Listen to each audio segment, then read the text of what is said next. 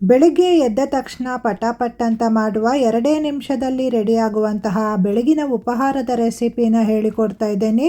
ತುಂಬ ರುಚಿಯಾಗಿರುತ್ತೆ, ತುಂಬ ಸುಲಭವಾಗಿ ಮಾಡ್ಕೊಳ್ಬಹುದು. ಹಾಗಾದರೆ ಬನ್ನಿ ಮಾಡುವ ವಿಧಾನ ನೋಡೋಣ. ಹಾಯ್ ಫ್ರೆಂಡ್ಸ್, ಎಲ್ಲರಿಗೂ ನಮಸ್ಕಾರ. KR ಚಾನಲ್ಗೆ ಸ್ವಾಗತ. ನಾನು ನಿಮ್ಮ ರೂಪ. ಬಾಣಲಿ ಬಿಸಿಗಿಟ್ಟು ಬಾಣಲಿಗೆ 2 ಸ್ಪೂನಿನಷ್ಟು ಎಣ್ಣೆ ಹಾಕಿ, ಎಣ್ಣೆ ಸ್ವಲ್ಪ ಬಿಸಿಯಾದ ನಂತರ 1 ಸ್ಪೂನಿನಷ್ಟು ಸಾಸಿವೆ, 1 ಸ್ಪೂನಿನಷ್ಟು ಉದ್ದಿನಬೇಳೆ, ಸ್ವಲ್ಪ ಕರಿಬೇವನ್ನು ಸೇರಿಸಿ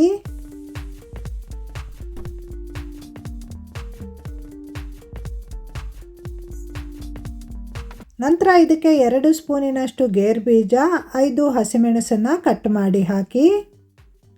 ಗೇರು ಬೀಜ ಹಾಕಲೇಬೇಕಂತಿಲ್ಲ, ಇದ್ದರೆ ಹಾಕಿ, ಇಲ್ಲದಿದ್ದರೆ ಸ್ಕಿಪ್ ಮಾಡಬಹುದು. ಈ ಎಲ್ಲ ಪದಾರ್ಥಗಳು ಫ್ರೈ ಮಾಡಿದ ನಂತರ ಕಟ್ ಮಾಡಿರುವಂತಹ 2 ಈರುಳ್ಳಿನ ಹಾಕಿ, ಈರುಳ್ಳಿ ಹಾಕಿದ ನಂತರ ಇದನ್ನು ಫ್ರೈ ಮಾಡಬೇಕು. ಇದಕ್ಕೆ ಬೇಕಾದರೆ ತರಕಾರಿನೂ ಸೇರಿಸಬಹುದು. ಚಿಕ್ಕದಾಗಿ ಕಟ್ ಮಾಡಿ ಬೀನ್ಸ್, ಕ್ಯಾರೆಟ್, ಕೋಸನ್ನು ಹಾಕ್ಕೊಳ್ಬಹುದು. ಬಟಾಣಿ ಬೇಕಾದರೂ ಹಾಕಬಹುದು. ಈರುಳ್ಳಿ ಫ್ರೈ ಆದ ನಂತರ 1/4 ಸ್ಪೂನಿನಷ್ಟು ಅರಸಿನ ಹಾಕಿ ಇನ್ನೊಮ್ಮೆ ಚೆನ್ನಾಗಿ ಫ್ರೈ ಮಾಡಬೇಕು.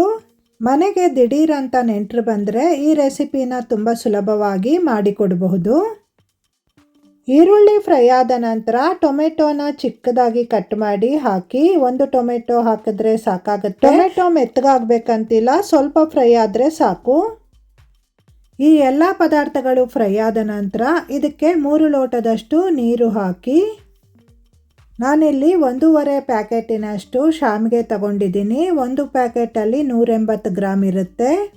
ನೀವು 180 ಗ್ರಾಮ್ ಪ್ಯಾಕೆಟ್ ಇದು ಒಂದೇ ಪ್ಯಾಕೆಟ್ ಶಾವಿಗೆ ಮಾಡೋದಾದರೆ 2 ಲೋಟದಷ್ಟು ನೀರು ಹಾಕಿದರೆ ಸಾಕು. ಈ ನೀರಿಗೆ 1 ಸ್ಪೂನಿನಷ್ಟು ಉಪ್ಪು ಹಾಕಿ ಇದನ್ನು ಚೆನ್ನಾಗಿ ಕುದಿ ಬರೋಕ್ಕೆ ಬಿಡಬೇಕು.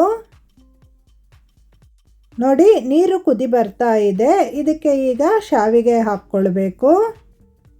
ನಾನಿಲ್ಲಿ ರೋಸ್ಟ್ ಆಗಿರುವಂತಹ ಗೋಧಿ ಶಾವಿಗೆ ತಗೊಂಡಿದ್ದೀನಿ. ಇದನ್ನು ಈ ನೀರಿಗೆ ಸೇರಿಸ್ತಾ ಇದ್ದೀನಿ. ಗೋಧಿ ಶಾವಿಗೆ ಸಪೂರದ ಕಡ್ಡಿ ಆಗಿರೋದ್ರಿಂದ ಇದು ಬೇಗ ಬೇಯುತ್ತೆ.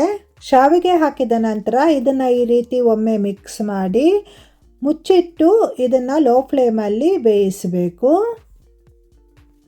ನೋಡಿ, ಶಾವಿಗೆ ಈ ರೀತಿ ಮುಕ್ಕಾಲು ಭಾಗದಷ್ಟು ಬೆಂದ ನಂತರ ಇದಕ್ಕೆ 1 ಸ್ಪೂನಿನಷ್ಟು ತುಪ್ಪ ಬೇಕಾದರೆ ಹಾಕ್ಕೊಳ್ಳಿ, ಬೇಡದಿದ್ದರೆ ಸ್ಕಿಪ್ ಮಾಡಬಹುದು. ಸ್ವಲ್ಪ ಕೊತ್ತಂಬರಿ ಸೊಪ್ಪು, 1/4 ಕಪ್ಪಿನಷ್ಟು ಕಾಯಿ ತುರಿನ ಹಾಕಿದ್ದೇನೆ. ಹಾಗೆ 1 ಸ್ಪೂನಿನಷ್ಟು ಸಕ್ಕರೆ ಸೇರಿಸ್ತಾ ಇದ್ದೀನಿ. ಸಕ್ಕರೆನೂ ಅಷ್ಟೇ, ನಿಮಗೆ ಬೇಕಾದರೆ ಹಾಕ್ಕೊಳ್ಬಹುದು. ಸಕ್ಕರೆ ಹಾಕಿದ್ರೆ ಟೇಸ್ಟ್ ತುಂಬ ಚೆನ್ನಾಗಿರುತ್ತೆ. ಈ ಎಲ್ಲ ಪದಾರ್ಥಗಳು ಹಾಕಿದ ನಂತರ ಇದನ್ನು ಈ ರೀತಿ ಒಮ್ಮೆ ಮಿಕ್ಸ್ ಮಾಡಿ.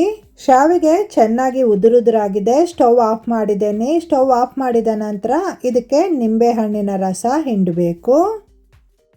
ನಾನಿಲ್ಲಿ 1 ನಿಂಬೆಹಣ್ಣನ್ನು ತಗೊಂಡಿದ್ದೀನಿ. ನಿಂಬೆಹಣ್ಣಿನ ರಸ ಹಾಕಿದ ನಂತರ ಇನ್ನೊಮ್ಮೆ ಇದನ್ನು ಚೆನ್ನಾಗಿ ಮಿಕ್ಸ್ ಮಾಡಿದ್ರೆ ರುಚಿಕರವಾದ 2 ನಿಮಿಷದಲ್ಲಿ ಮಾಡುವಂತಹ ಬೆಳಗಿನ ಉಪಹಾರ ರೆಡಿ ಆಗುತ್ತೆ.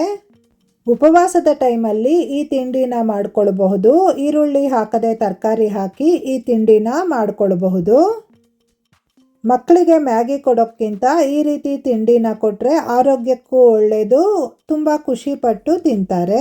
ಗೋಧಿ ಕಡ್ಡಿ ಆಗಿರೋದ್ರಿಂದ ತುಂಬಾ ರುಚಿಯಾಗಿರುತ್ತೆ. ನೀವು ಟ್ರೈ ಮಾಡಿ ನೋಡಿ ಹೇಗಾಗಿದೆ ಅಂತ ನನಗೆ ಕಮೆಂಟ್ ಮಾಡಿ. ವಿಡಿಯೋಗೊಂದು ಲೈಕ್ ಕೊಡಿ, ಶೇರ್ ಮಾಡಿ. ವಿಡಿಯೋ ನೋಡಿದ ನಿಮಗೆಲ್ಲರಿಗೂ ಧನ್ಯವಾದಗಳು.